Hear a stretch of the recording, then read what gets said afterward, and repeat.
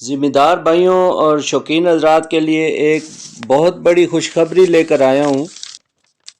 हमारी कंपनी ने बैलों, गायों, लेला, बकरा, दुम्बा वगैरह के लिए एक शैम्पू तैयार किया है जिसका नाम है यूरी शैम्पू। इस यूरी शैम्पू के क्या क्या फ़ायदे हैं, आइए इस वीडियो में तफसील से देखते हैं। अस्सलाम वालेकुम, मैं डॉक्टर राशिद अवान जी फतेह जंग तो Haider veterinary clinic Animalia marketing company Fateh Jang ते असा एक लंपी स्किन डिजीज़ तुसें सारे भाइयां पता जिस तरह मतलब पहले आई है ना, उस काफ़ी सारा असां ज़िम्मेदार भाइयां ने नुकसान होए, काफ़ी जानवर ज़ाया होए, लेकिन एक उन्होंने मतलब बीमारी जी गुजर गई, जी जानवर बच गए, उन्होंने जिल्द उत्ते दाग दाने धब्बे या वाल शाल नहीं जमने वगैरह पे ना, उस काफ़ी सारे असां कीमती जानवर मतलब ज़ाया होने देखने भी, अगले मतलब ख़रीदारी भी लोग मतलब काफ़ी इतराज़ करने भी बीमारी वाला, तो उसको लोग हट के मतलब दूर ना हो ख़रीदारी जो गया तो ना हो आगे खूबसूरती जो उसने बड़ी मतलब ख़राबी पैदा हुई है। इस मतलब मसले ने मद्देनज़र रख के असा एक शैम्पू तैयार किया। शैम्पू है यूरी लाइफ स्टॉक शैम्पू। ये शैम्पू जड़ा ये असा इसी वास्ते तैयार किया भी जानवर ने दाग धब्बे वगैरह ख़त्म होने, इन्होंने दाने वगैरह जड़े दाग हैं और उत्थे वाल शाल जड़े नहीं जमे न वाल जम आवन, ठीक है, शाइनिंग आवे, चमक आवे, खूबसूरती आवे।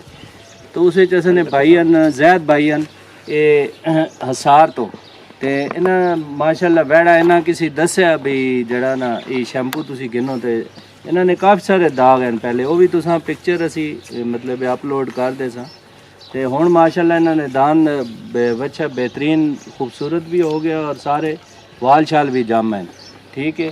ते जैद भाई क्या हाल ने, खैरियत? अल्हम्दुलिल्लाह। ते ये बच्चा है जनाब कितने के इससे दाग दाने धब्बे? काफ़ी दाग है।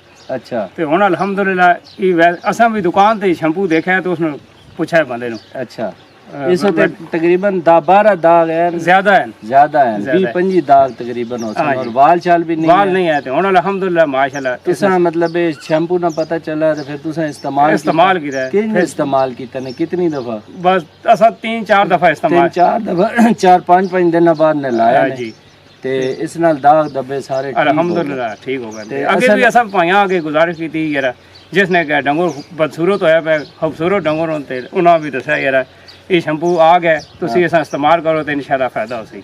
अच्छा, ते इस तो अलावा मतलब शाइनिंग वगैरह भी आई, वाल शाल भी जम गए जी अल्हम्दुलिल्लाह। निकोला तो सारे सामने वछा खड़ा है, इसने तकरीबन ज्यादातर निकोला को एक आध दाग रह गए नहीं तुसी मतलब मुतमिन हो इंशाल्लाह। और सारे अपने जिम्मेदार भाई ये मशवरा देने भी पे हैं यार, यूरी पैड शैम्पू हाँ जी इस्तेमाल करन ताकि जानवर उन्होंने दाग शाग भी खत्म हो वन, वाल भी जामन और ये बीमारी ठीक हो वन। हाँ जी, चलो जी, बड़ी मेहरबानी, बहुत शुक्रिया। ये बच्चा जी जनाब इन्ना जैद भाई और ना ते जड़ा लंपी स्किन डिजीज की वजह तो इन्हें दाग धब्बे जख्म वगैरह है अल्हम्दुलिल्लाह यूरी शैम्पू नाल ठीक होए। काफी है तो माशाल्लाह पहले दाग गिरी है ना, पता भी नहीं लगना सर, नहीं पता लगना। अच्छा, हुण दाग सारे चले गए सरकार? अल्हम्दुलिल्लाह। अच्छा, जेडे बीमारी है सो बिल्कुल खत्म हो गए इंशाल्लाह, अल्लाह रखमना सही जी। अच्छा, जिथे वो दाग आने न वाल नहीं आने, वाल खत्म है उथे बिल्कुल ही नहीं है तो अच्छा अल्हम्दुलिल्लाह वाल आने पे जी, वाल निकल आना अल्हम्दुलिल्लाह माशाल्लाह। मतलब मुतमईन है तुसी? जी मुतमईन जी, सारे आ गए ने, सही नहीं पहले नहीं आई कट जाए ना। हां हां हां, बीमारी ने जड़े ये थे बहु भी खत्म हो गया लगी है और इस तरह से पीछे हुण इधर तो पता कौन लगना है बिल्कुल जरा है नहीं है नहीं। और इधर इस साइड ना है, इधर कोई नहीं, उस तरह मजबूरी जाओ तो बंद करो ना, बाल जाए थोड़े जे खड़े हो जुलने जितनी बीमारी है इसमें। हाँ जी, लेकिन माशाल्लाह बिल्कुल ठीक है।